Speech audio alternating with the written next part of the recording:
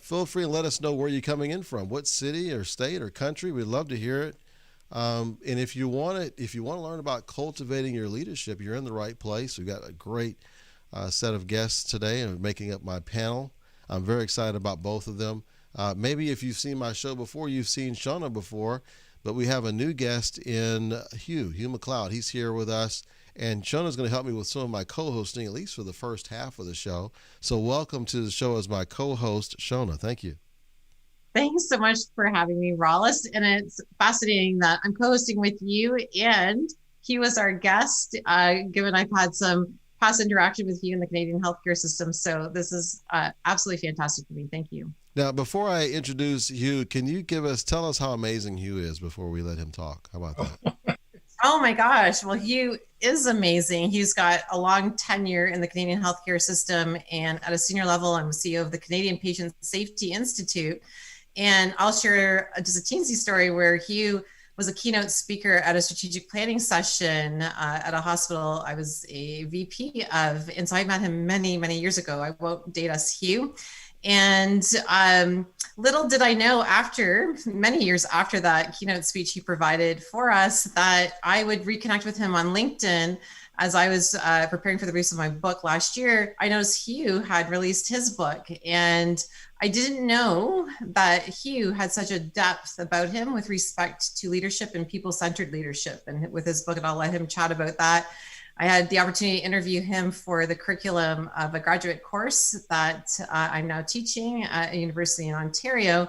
And the actual interview we did got really into the weeds on people-centered leadership. I had no idea his depth of experience and perspective on the importance of being connected to people and what does that all mean. So we'll get into a little bit about that today. And yes, he is amazing.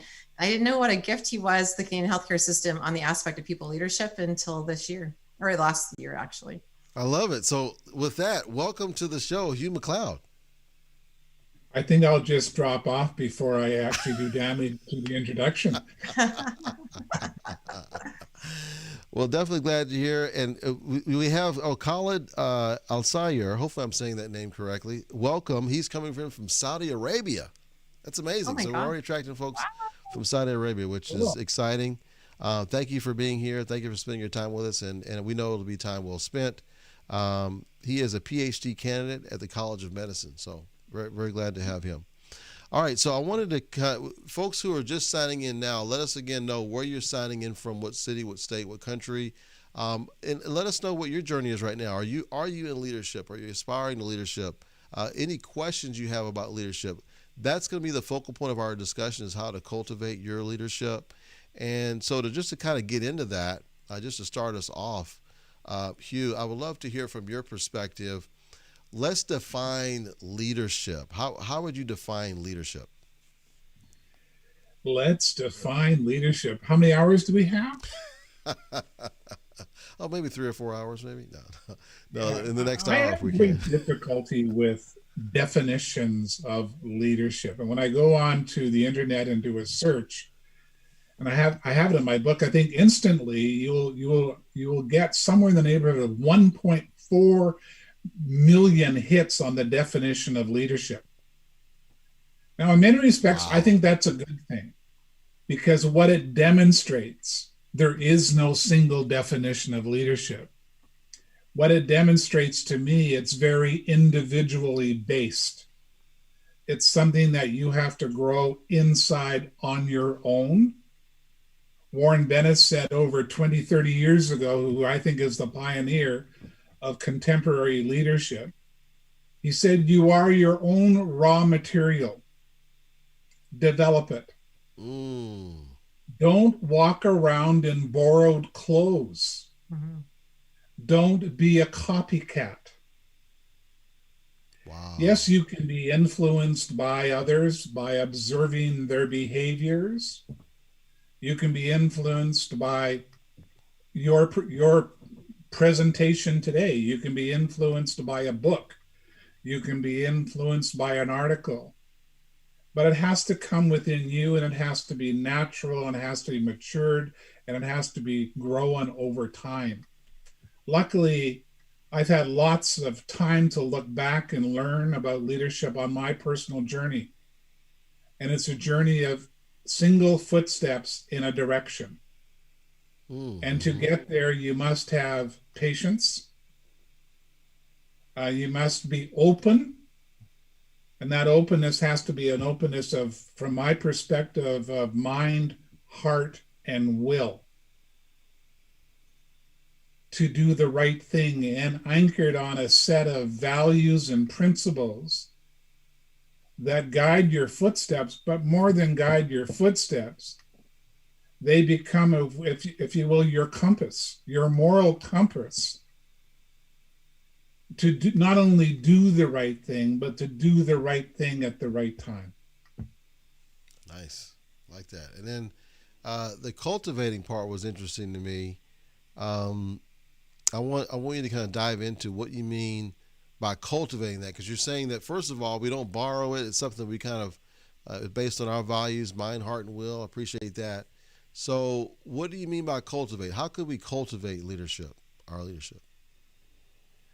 Let me give you a personal story first to kind of punctuate the whole notion of cultivate. Because when I think of cultivate, I think of the gardener. And the gardener is got a large garden, and that garden is filled with perhaps 15 different varieties of flowers. But they all survive in this ecosystem because that's what it is. It's a natural ecosystem. And the real garden is not what you see when you walk by, which is the flower and its stem and its petals and its colors. That's the visual.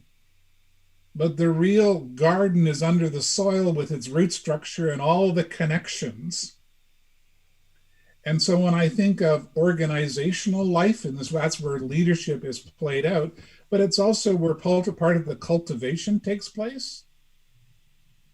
I think we as leaders have to be, again, remind ourselves we're like gardeners in an organization, and organizations aren't abstract entities that kind of sit out there in space and time. I don't care whether it's a nonprofit, a public, or a private sector organization. Where they're all the same, they are human enterprises. They are multi-layered, complex, and organic human enterprises. Yes. Driven by people who, oh, by the way, are human. Right. So if leaders do not bring that humanness, if you will, to the cultivation of other people in the organization, including themselves inside themselves, I don't know how you get to be where you want to be as a leader, and I don't think the organization will get to be where the organization should get to be. There's a wonderful line in a book from Ron Short, written many, many, many years ago, called Learning in Relationships. And in the book, he said, basically, what goes on between people defines what an organization is, and more importantly, what it can become. Ooh, I like that. Can you give it to me one more time? One more. Okay, what goes on between people defines what an organization is, and more importantly, what it can become. I like that. Okay, I gotta give you this for that one. That's great. I love that. And so when you think of the simplicity combined with the profoundness of that comment, all leaders should wake up and pay attention to the message that he just delivered. Yeah. It's about showing up. It's about being human. I was teasing you a bit in the front end. I know I've shared this with Shona in my conversation with her. I'm a very lucky guy. In my career, I had people who had confidence in Hugh Macleod before I had confidence in myself. I love that. They gave me an opportunity to grow, to fail, because they saw something in me I hadn't yet seen in me. They gave me a chance. Oh, I like that too. Okay, so Shona, I want you to ask a follow-up question, but before you do that, Let me just quickly acknowledge folks who are coming in and commenting. We have Carrie Ann Gallagher. She says, hoping to be in a leadership role in the next 3 years. Love that. And Dexter Jones says he's coming in from Dallas, Texas. He's a senior leader in healthcare. He's also a senior pastor at a local church. And then we have Joanne is here. Thank you, Joanne. We also have Dr. Z from Indiana coming in. So thank you, all of you, for spending your time with us. I think it's going to be time well spent. Please continue to include yourself in the conversation with comments, questions, feedback, all of that. We want to hear that, and we'll be addressing all the comments. So go for it, Shona. What's your follow-up for Hugh? So both you and I have been right or wrong. It doesn't really matter. And so how do we incorporate that and then begin to shift the perspective and find some ways and tools for leaders who are who do recognize, as we all have in our leadership journeys, that it needs to look different, and that we do need to focus in on the human, build in the human side of leadership in every step that we do. But how do we meet them where they're at and start to begin to shift their perspective and give some tools to leaders who want to show up differently, so we can then begin to change the conversation on healthcare leadership in North America? Whoa. There's just so much to cover in such a short time. So much to cover. So let me just take a piece of what you're talking about here. And it's really about, I think, what you're asking: how do the senior leaders in the organizations pay attention to this human side of the enterprise, and without being overly prescriptive, because we don't want a paint by numbers set for leadership development, because we know that doesn't work. It doesn't. But I think of, and look, the hospitals that I had responsibility for, or in my role as an associate deputy minister of health, I've been in far too many settings where there's a wonderful paper on the wall and a wonderful framework that says our people are our most important value in the organization. And then, of course, they wrap those wonderful statements with all kinds of adjectives to kind of describe what they want to do to make the people quotient important in the organization. I guess the question I have is, do they really believe that? Is it front and center in all the conversations?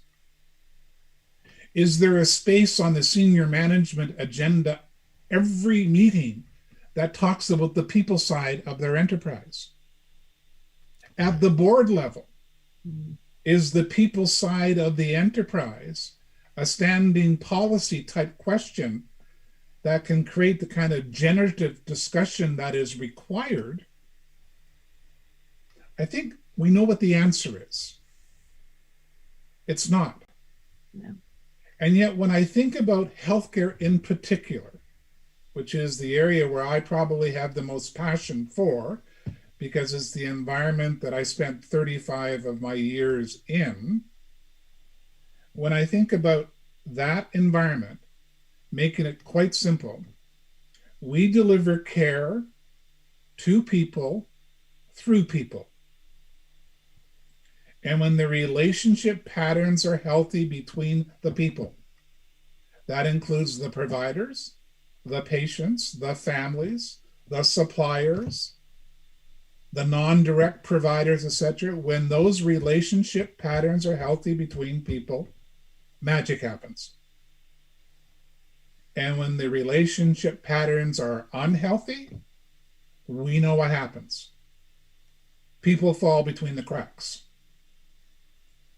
So back to your overarching question, I think people recognize the importance, but unfortunately, because of all of the other pressures in the environment, people get distracted. And I think within that distraction, I think there is a tendency today, because of our microwave culture of quick fix, of instant everything, we're continually looking for the quick fix to resolve. There is no quick fix. Be blunt. It's bloody hard work. Yeah. Yeah. And it starts with taking the first step. And the first step is a recognition and acceptance that we have a gap. Define that healthy part, because you talked about healthy versus unhealthy interactions. Define what that should look like if it's healthy. What are some signs that there are healthy interactions, there are healthy relationships there, versus the unhealthy? So let me go large first and then narrow it down. I'm going to suggest that the two of you or any of your listeners today, you could walk into 2 school classrooms. You could walk into 2 different Starbucks. You could do a tour of 2 different medical units in a hospital. You could stand on the periphery and observe, and you'll probably have one of 2 intuitive reactions. First reaction, it feels good here. Second reaction, something appears to be off. I don't know what it is. Right. We all have that intuitive. What are we sensing? We are sensing. We are sensing the patterns, the energy, the flow, the non-verbals. We're just sensing something is different. We all do it as a customer every time we go into a store. Yep. And so what's my point?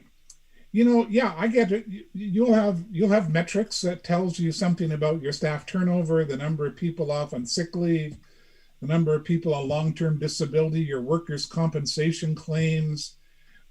You all know that the new claim in healthcare is no longer traditional sick leave, it's anxiety and stress-related claims. We have all the data. So you've got the markers that something on the relationship on health is not working. But if you just do a walkabout and see it firsthand and talk to people, a couple things happen there. You are able to then bring it intuitively inside you, and then it resonates at a much deeper level than that report from the HR department. But more importantly, by your visibility, you're sending a huge sign to the people. Yes. I mean, I'm a firm believer it's not what leaders say in corporate rooms that gets them into trouble. It's what they don't do, visibility, where it really matters most. And that's on the multi-layers of the organization, where people have an opportunity to literally bump into you and have a conversation with you and find out, guess what? You're human too. Right. Yeah. I know that was one of the things that was impressed me about Shona whenever she was on one of my shows earlier. She was talking about that same very thing about doing now I don't think did you call it a walkabout? That's a different term.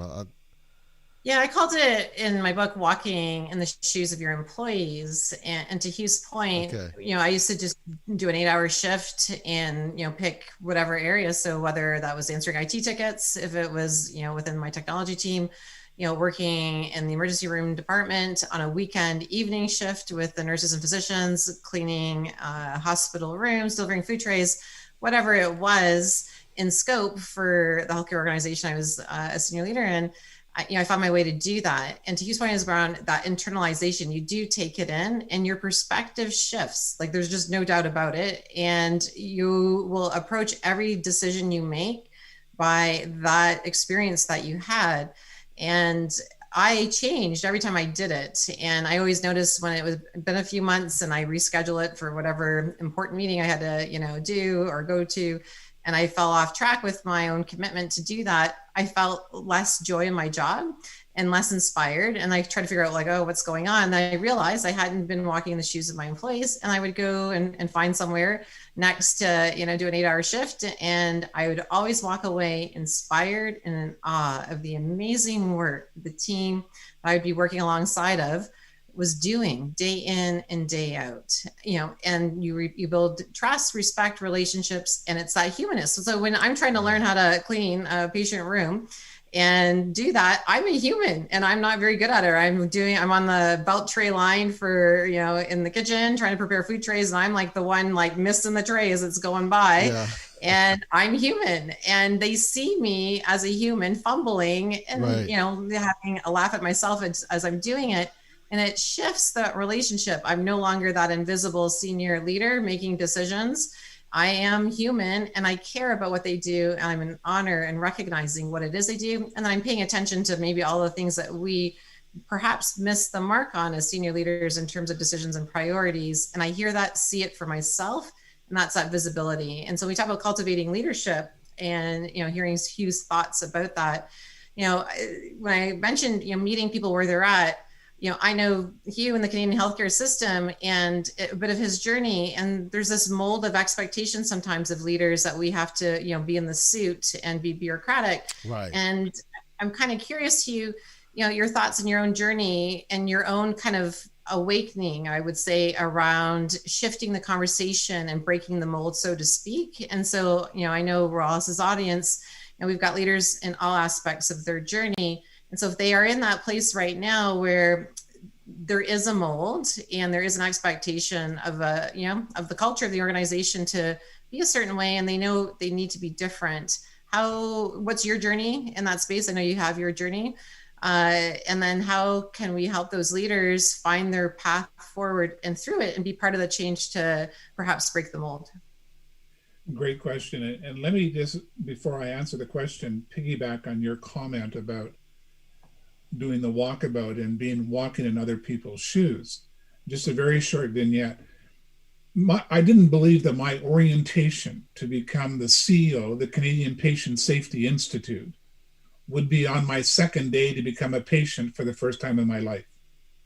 Wow. And it had a profound impact on my new role. I mean, think about it. Up until that time, I was, roughly 28 years in the system as a CEO, as a senior VP, as an associate deputy minister, creating health policy. I thought I knew healthcare. Mm-hmm. But there's nothing like being a patient in a bed and being terrified. Yeah. That makes it all real. But the real learning for me was this whole notion of organizational culture. Mm-hmm. It's tribal. It lives on the ward. There is a difference between evenings, nights, and days. Ah, yes, that's so true. There is a difference between Monday to Friday and the weekends. Yeah. A single nurse, a single physician can impact the culture of that unit. Yeah. Uh-huh. So, once I realized that I was going to survive and get through this ailment that I had, I really began, going back to your point, listening and taking everything in. And it had a profound impact of my questioning, the testing of the assumptions that I was holding inside me, but at the same time, a whole new appreciation for the struggles of frontline care providers and other care providers, and just how complex and fast-moving healthcare is. Yes. So thank you for reminding us. And I don't think we spend enough time as leaders truly understanding that. And if we did, I think we'd be better leaders, because we would approach the new conversations to create the new narratives, I think, with a more active listening. Yes. We would demonstrate more empathy. Yeah. And we would also be willing to, I think, show our vulnerabilities going forward. For the new or emerging leaders, and look, I'm not going to candy coat this. Leadership is really, really, really hard work. Mm-hmm. And it's a journey of discovery. Even at my post-retirement from corporate, I'm still learning as a leader every day. And I will until I leave this good earth. Because it's a journey of personal discovery. But along the path, if you will, of my personal journey, I had a lot of people whispering in my ear And early, and I shared this with Shona, my greatest mentor in life was my grandfather. And he would continuously at those key moments whisper those profound one-line statements, because he talked in short lines, and he would say things like, remember in life to always look through and around the obvious. It took me a lot of years to figure that out. He said, never tell people what you can do, show them what you can do. Ooh, I like that too. He said to me, you have to earn your freedom to operate. You earn your freedom by delivering results. Okay. Well, I got to give you this one for that one.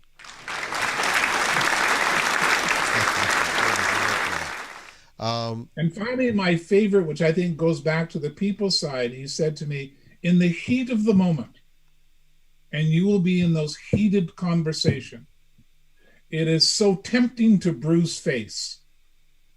Never bruise face. You can bruise ankles, but never go up and bruise the face.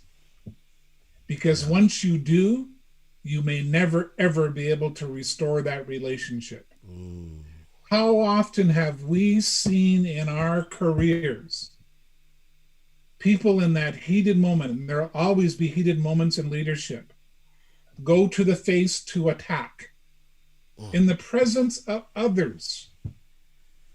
And we wonder why we have unhealthy patterns in an organization.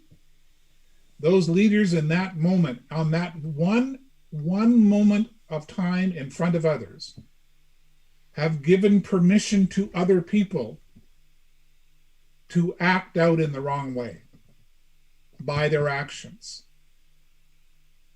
And I'm going to be quite passionate here, which you know I am. Sadly, what a lot of leaders don't understand is that they mirror their behaviors onto others. Yes. And in so mirroring those behaviors, they give permission for people to act or act out. That is key. Act and act up. Giving permission. Those are things. It's like if you're allowing it, you're basically giving permission. Was that what you're saying? Yeah. If you're allowing it, you're not actually. It's really more than permission. You're giving that individual the license. Ooh. Right? Yeah, that's true. So we talk about toxic work environments. Well, often toxic work environments come from permission given by the top to allow it. Yeah. Go back into Shona's point about ongoing learning. I mean, a friend of mine last week, it was just a gift she gave me, and she didn't realize it at the time. And we were talking about how important self-reflection is, because self-reflection fuels that self-awareness. And she said, Hugh, I counsel people, I say to people, find a silent space so you can truly listen to yourself. That's what I said. I go, I got to use this. Yeah, find a silent space so you can listen to yourself. I like that. So you can listen to yourself. And so if you want to get into self-reflection or self-awareness, don't do it in a crowded, noisy space. Yeah. Find that silent space so you can actually reflect on. I love that. Just to close it, you know, and this is my vulnerability, I guess. Over my career, which has been a rich career,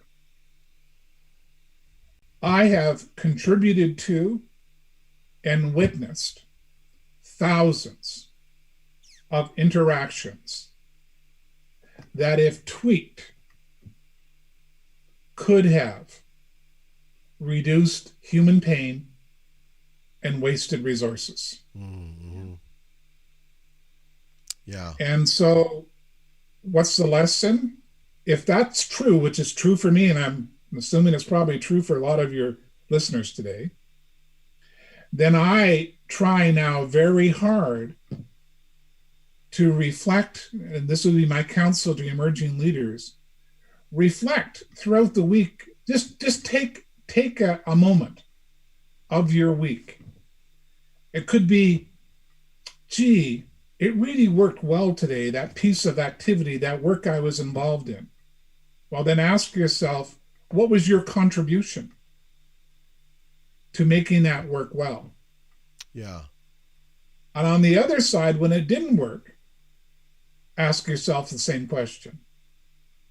What was my contribution? What could I have done differently? How could I have tweaked the conversation? Yeah, absolutely. To reduce the pain and human waste?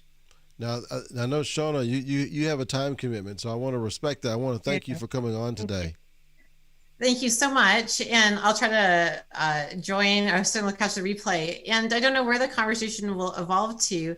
And the self-reflection piece, you and I had gotten into it last year. Something I didn't know about him is his commitment to journaling. And journaling is really an important aspect of self-reflection. And self-leadership is certainly another way to cultivate leadership. And whatever tool you use is, what works for you. And it's finding a way to plug it into, the day that you have. And everyone's very busy and we don't know what each day is going to bring. But I'd be curious to hear Hugh's comments, and I'll catch this part in the replay. But, just to kind of describe your own journey in journaling and what's been valuable for you in that. Perhaps there'll be something that others will take away for themselves as a practical tool to help them on that self-reflection and self-leadership attributes that are so important for leaders. And on that note, I will part. Thank you so much, Rollis, for having me co-host. And Hugh, it's good to see you again. Thanks so much. I'll see you on the replay. Have a good one. See you. Bye. Okay, guys, stay on. We're gonna continue to explore the rest of this discussion. I'm gonna be reading a lot of your comments here in just a moment, but I want to let Hugh dive into this part about the journaling, and then we're gonna go to your comments. So many years ago, about 25 years ago, I did some graduate study work, and one of the faculty members over a coffee asked the question, Hugh, do you journal? Because it's obvious you reflect, and it's obvious you really practice sort of self-awareness skills, but do you journal? And I said, you mean keep a diary? And he said, no, a journal. I said, no. And so he talked about, his journaling. And so long and short of it, I've been journaling for 25 years. And it's been a marvelous exercise for me. I don't do it every day, but I really am disciplined at writing down, choosing an event, unpacking it, learning from it. And what's really cool for me, and if I go to my library up here of journal entries, wow, if I go those back, are journal entries up there? Pardon me? Those are journal entries up there you have? Those are all my journal entries up there. Wow. Now, of course, 25 years ago, this is before the computer, right? Yeah. Wow. And of course, it's all indexed. But what's really cool is when I go back and I look at what I was journaling 25 years ago, I laugh. Oh, wow. Because the 25 years has been a demonstration of my progress as a leader. Oh, yes, that makes sense. Right? Mm-hmm. So those issues that I thought, oh my goodness, they're so big 25 years ago, are little compared to what I was journaling in the middle and what I'm journaling on today. So it's been a reinforcement of not only the power of journaling, but more importantly, it's a reinforcement of my own personal journey. Yes. Yeah, I love that. I love that. And so not only self-reflection, not only journaling, but then going back and looking at your old journals to compare to what you're journaling now to see your own progression. That is amazing. I've never thought of that before. Yeah. Okay, so there's lots. And it makes you feel good. Yeah, it does. Absolutely. So I got to try that. Okay, so we have lots and lots of comments here. I'm just going to kind of go through some of this. Now, Carrie Ann, she's the one who said she's aspiring to be a leader, I think, in the next 3 years. She said that's an amazing idea. And Carrie Ann, I don't know which idea that was because we may have. Let me know if you don't mind what idea that was, because we want to unpack that. Thank you for your feedback. And Joanne, she liked the quote about earn your freedom by delivering results. She's got a big thumbs up for that, her Hugh. And then she said, when you were talking about giving permission, she says you are making it okay to act that way. Yeah, that's true. And Dr. Z said absolutely regarding the toxic work environment. You hit on the head there. She said great advice about being quiet. Listen to yourself. She says silent space. I go to the bathroom in a busy critical care unit to reflect and rejuvenate. It may only be for 5 to 10 minutes, but it works. Any thoughts on that? Yeah, I mean, again, it's kind of go back to the notion of no single definition of leadership, and to be self-aware and to self-reflect, it has to work for you. And so wherever you find that spot, whatever that spot looks like. Remember, I made reference before about the work of Ron Short in the book Learning in Relationship. There's another wonderful line in the book, and I think it lines to the power of journaling, the power of reflection, the power of finding that time. And it's sort of a metaphor of a movie. He said, we all live a rich life in our heads. Mm-hmm. We produce, we edit, we author, and we direct in our own personal drama. Yeah. And so what he's really saying, what I took to heart in all of that is if I'm about to have an open, active, respectful relationship with you, I better check in with me first and unclutter a whole pile of things so I can actually be open to you, so I can actually listen to you. Yeah. Because unfortunately, again, in our rushness of our new world, far too often we are not active listening to hear each other. We are listening to counter each other. Yes, absolutely. Yeah, that's so true. Mm-hmm.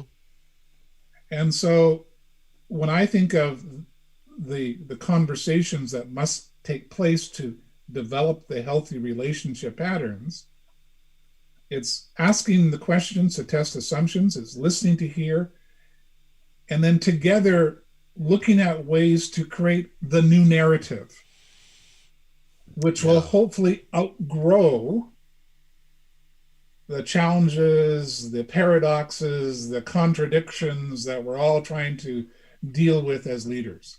Yeah. And I use the word outgrow deliberately because I don't know if you can actually really resolve complexity or paradox. I think you can manage it. I think you can outgrow it with a stronger image of what it can be. But typically in complexity theory, as soon as you attempt to resolve it, a whole new series of unintended consequences sprinkle out on you, right? Yeah. New things that you now have to challenge. It's kind of like... So I like the notion of outgrowing with a new, stronger image. It's kind of like the idea of if you go back in time and you fix something that you wanted to fix, but you don't realize whatever you fix affects so many other things that it might mess more stuff up than it fixes. Hello. Yeah. Yeah, that's a good point. Okay, so I'm gonna look. I got some more comments here. They keep coming in as we're talking here. Let me hit refresh. Okay, so Dr. Z, she says journaling is awesome. She says been doing it for many years. I sleep with a notepad and pencil by my bed and in my car to write thoughts down that just come to me. So that's interesting. And Carrie Ann, when she was talking about earlier, when she talked about she liked the idea, she's doing other roles. She says, I was speaking about Shona taking other roles to open her mind to what others were doing within the hospital, open her eyes and making her a better leader. We do not do that here, and it's really important to maybe start that here soon. Oh, yeah, that was good. And you talked about with the walkabouts as well. Yeah, and just another example in my new employment as doing work that interests me. Mm-hmm. I will only now accept speaking gigs if it's on a topic or a theme that I've never talked about before. Oh, wow. Because it forces me to learn. That's a very interesting thing. So instead of giving the same one over and over again and perfecting it, you want to learn something new. Yeah. So, okay. So let's take healthcare. I'll just give you an example. I was asked a while back to deliver a keynote at a Canadian National Conference on hospice. So I know what hospice is, but I come from the acute care side. Right. And so I said, yeah, I'll do this. Well, to prepare my keynote, I had to learn some things about hospice. Yeah. Uh-huh. So I think it's like walking in someone else's shoes, learning about something different, continuing to test yourself. And guess what? I continue to grow as an individual. Okay, now, Hugh, you might be onto something here. I just thought about something. Okay, so what if, like, using Carrie Ann's example, let's say they have different people in the organization, leaders, that are tasked with speaking about a subject at an upcoming meeting that has to do with the role that they're not doing. Wouldn't that be interesting? Wow, the level of understanding would just go up exponentially. Actually, that's a very interesting. So let's take an organization that has 4 VPs. So what if the CEO said, I want you all to interview each other, and then I want you to give a presentation about the other's work. Yeah. Right? Yeah. So, you know what, Rollis, when you ask that question, and I'm thinking about now the power of what you've just said, in my book, I talk about one of the things that and unfortunately, I think we as individuals, and I'm just as guilty, in the early part of my career, everything I did was to promote Hugh so I could land in one of those boxes on those organizational charts, as if those boxes and black lines on the white paper was the organization. I began to realize that is not the organization. The organization is all the white spaces between all those boxes and lines in the organization. Yes. That's where the organization lives and breathes. Yeah. But we have been conditioned to define ourselves by which box on the organizational chart we occupy. Ooh, I like that. Okay, I got to give you for this. Oh, that's a great one. I love that. Because it's not the black lines, it's the white space that makes up the organization. That's a keeper. I love that one. That is the organization. That's where people interface on an ongoing basis. Going back to the example I gave before, your intuitive read, that's what you're reading. You're reading the energy. I mean, I know many years ago when I used to talk this way, when I would say things like, organizations are patterns of energy. I could see people's eyes glazing over, and I'm sure inside their brains they're going to say, here he goes again, right? But the reality is that's what an organization is. It's a pattern of energy, of conversations, of decisions between people. Yes. And it plays out not in the black lines, not on the organizational black boxes. It plays out in the white space. Yeah. That's the magic of the organization. So how do we start to shift that? So those who are watching, some of these are leaders or aspiring leaders, and we see it's not going in a good way. How do we start to help the organization make a shift? What will be our individual part as an individual contributor? Well, as an individual contributor is your actions, how you show up every day, the way that you engage. Yes. The role modeling that comes from you. Look, as a senior leader in the system, with all of my warts, and they were many, it took me far too long to become liberated. How did I become liberated? I became liberated by honestly looking in the mirror, cracks and all. Yes. And looking at myself and coming to a place of I'm only good in spots. Mm-hmm. And those spots, I will continue to advance myself. I'll pay attention to the others. But the shift was, I'm going to surround myself now with incredibly capable people in the areas I'm not that good at, and they're no longer a threat to me. they actually make me whole. Yeah. Yeah, absolutely. But that doesn't happen overnight because we're wired in competition. We're wired in that competition to wear the facade of a mask of all knowing, that it's not cool for a leader to demonstrate vulnerability. We have to be knowing on all dimensions, which is impossible. Right. Exactly. And it only comes with trial and error and dusting oneself off. So, going back to that emerging leader, when you get there, what I found when I paid attention to that new emerging leader who was demonstrating on their own what it should look like, I began to pay attention. Remember, I said earlier about I'm a lucky guy that others had confidence in me before I had confidence in myself? Yes.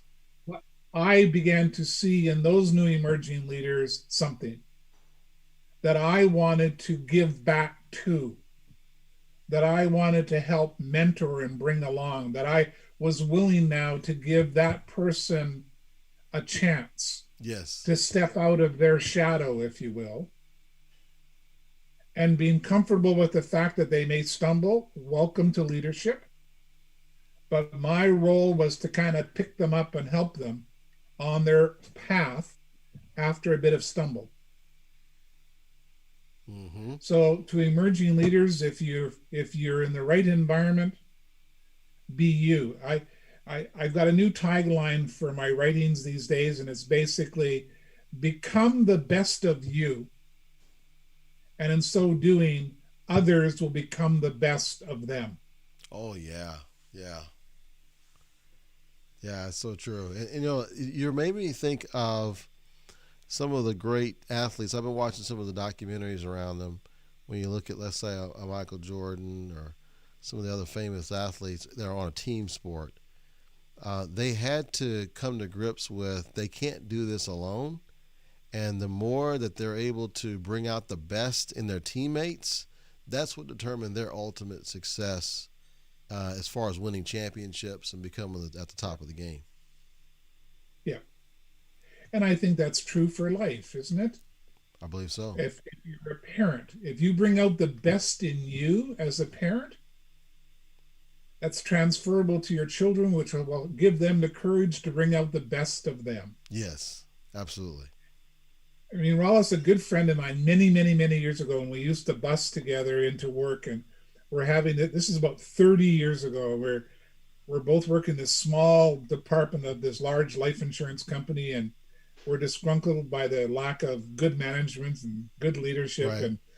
and so we're talking about leadership, we're talking about management, and Hillary says to me, she says, you know, something happens to a lot of people on their way to work. And I kind of looked at her and I says, well, what do you mean? She said, they transform into something else. If they carried on in their social life like they do at work, they would have no friends.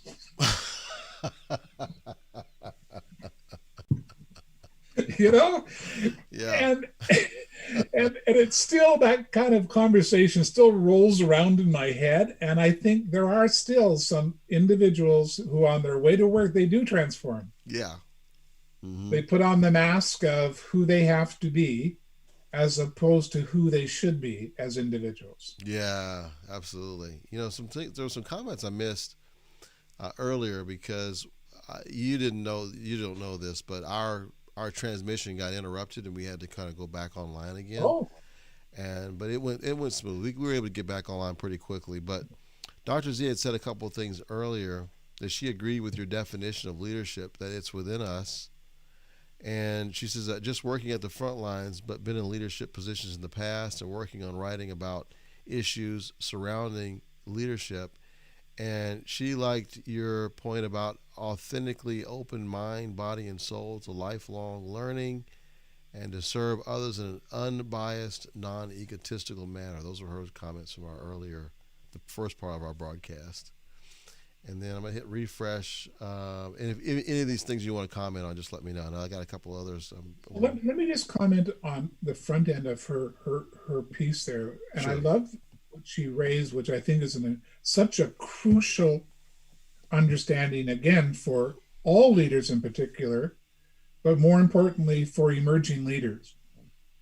She said all leaders, and then she used the expression front line. Front line are leaders. Ah, yes, that's true. We've got ourselves into this notion that leadership equates to a title. No, it doesn't.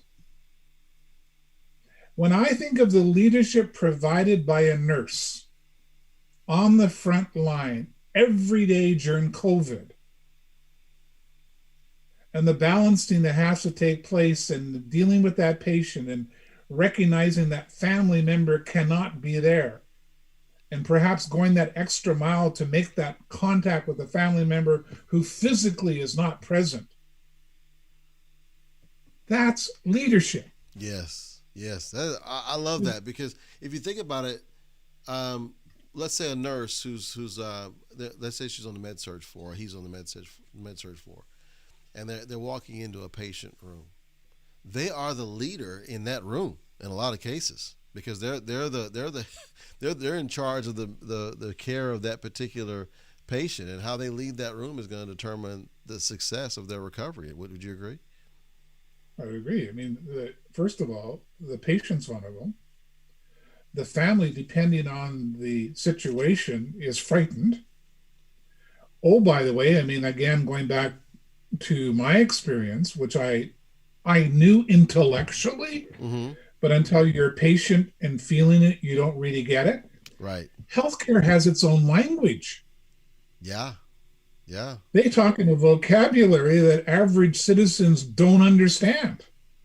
And many of these words, they sound like threatening words, the way that they describe. I mean, think about it. There are times where you've got 4 or 5 physicians doing their rounds, standing over my bed, talking about me in a language that, yeah, I knew some of it because of my background, but I'm not a doctor. Right. What about average citizens hearing this language, thinking, like, what's wrong with me? What are all these words that they're using, right? So yeah. What's the role of the nurse in all that? Trying to bring comfort, trying to bring hope, trying to demonstrate to the family and to the patient, we got a plan. We're going to figure this out. Isn't that kind of what leaders do? Yeah. Yeah. So again, I think we have to pause and take time out and keep reminding ourselves, just because you're having a title does not make you a leader. And not having the title doesn't invalidate you as a leader either. No, it doesn't. And leadership is distributed throughout the organization. At all levels. It sounds like your advice to Carrie Ann is that if she's going to be an aspiring leader 3 years from now, she needs to start being the leader now. That's where I was going to go. You take it. The bull by the horns, but don't be a copycat. Ah, yes, right. Learn from, but you have to grow it yourself. It's got to be you, because if it's not you, then it looks like you're a leadership, and we've all met them, sadly, a leadership theorist who can quote you chapter and verse out of every book, every Harvard Business Review, every template, every top 3, every top 6, or whatever. Great. If you take it inside and make it part of your repertoire, right, that's authentic and real on a day-to-day basis. Absolutely, yeah. So that now piece that you're suggesting is so critical. There are a couple more comments that came through here, and let's see here. So Joanne says, interesting life. She says, learning is a continuous process. And then Dr. Z says, learning is lifelong with 2 exclamation points. Carrie Ann's like, very true. And then, Dr. Z says, sorry, Hugh, I'm always reminded that I am front lines with no title, but you are correct. So she thanked you for that. Very good. Well, I have in my office here a big frame poster, and it says, "Life is a song." And I love looking at lyrics, particularly the poets who convert their poetry into music. Mm-hmm. And there's a wonderful line in Leonard Cohen's song Anthem, and he says, ring the bells that can be rung. There's a crack in everything. That's how the light gets in." Ah. And when I think about, again, being willing to risk and experiment as a leader, there will be cracks. Yes. But if you let that light in, again, going back to emerging leaders, through reflection and through self-awareness, that's where growth happens. Mm-hmm. And there has to be a crack, because if there's no crack, it means as a leader, I don't think you're stretching yourself far enough. You're playing safe. And safe, unfortunately, continues the status in the quo. And our job, I think, as leaders is to question that status and asking ourselves, in the current environment that we're in, should it continue to exist? Does it need to be re-engineered? Does it need to be reframed? Right. That's what leaders do day in, day out. Yeah, absolutely. I love that part about the lights and coming through the cracks. Love that. Okay. So Carrie Ann, when we talked about her starting to be a leader now, she said done. She has a smiling face. She's gonna act on that. She says always open to changing and learning more. That's good. That's a great attitude. Yeah.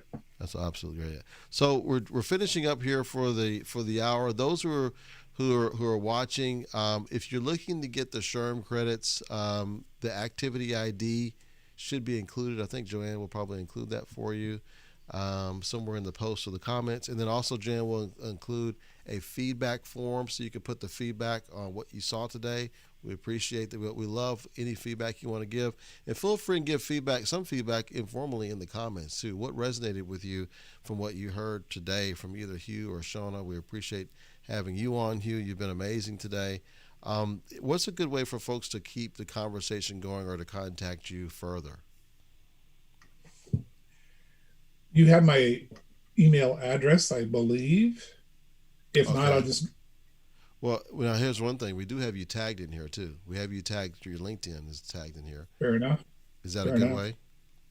Yeah. Okay. So they can contact you there. And then you had a nice website you showed me. I thought it was really cool. And I imagine if they go to your profile, they might be able to see it. But I think is it cultivateyourleadership.com? Yeah, so it's www.cultivateyourleadership.com. Okay. Yeah, can you put that in there, Joanne, if you don't mind? Just put that in the comments. That way folks will be able to easily click on that. But very good resource there. And I know you've got a book that you had written, and I was reading about that book, and it has wonderful reviews. What's the name of the book? The book is called Humanizing Leadership. And the book is basically 42 vignettes, many about my personal journey.